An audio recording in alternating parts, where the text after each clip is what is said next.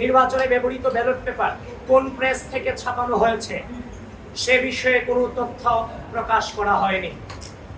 অনিরাপদ ছাপাখানা থেকে ফাঁস হওয়া নকল ব্যালটের মাধ্যমে ভোট কারচুপির অভিযোগ ইতিমধ্যেই এসেছে।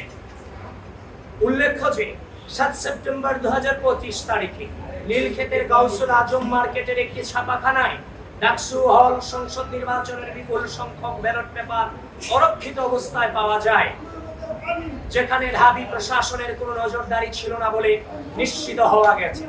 প্রিয় সাংবাদিক বন্ধুগণ, ব্যালট এই নির্বাচনের প্রধানতম গুরুত্বপূর্ণ জিনিস। সেই জিনিস অনিরাপদ অবস্থায় 7 তারিখ রাতে সেখানে পড়ে থাকবে।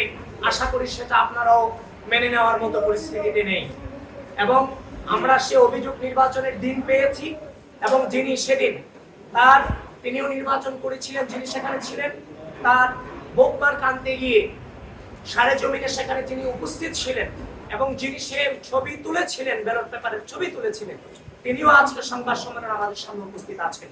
প্রিয় বন্ধুগণ, আমরা নির্বাচনের দিন যখন এই ছবি পেয়েছি আমরা বিশ্বাস করতে চাইনি।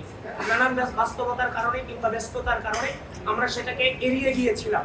কিন্তু পরক্ষণে যখন দেখতে পেলাম তার নিজ হাতে ছবি তোলা এই যে ব্যালট পেপারের ছবি, এবং যে আঙ্গুল দেখছেন সে আঙ্গুলও কিন্তু সেই ছেলেটারই আঙ্গুল।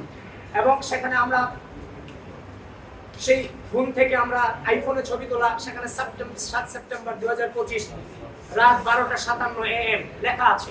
সুতরাং এটাকে ভুল প্রমাণিত করার কোনো সুযোগ আমাদের হাতে কিংবা আপনাদের হাতে নেই। সেজন্য এই বিষয়টাতে বিশ্ববিদ্যালয় প্রশাসন কোনোভাবে হালকাভাবে নেওয়ার সুযোগ নেই।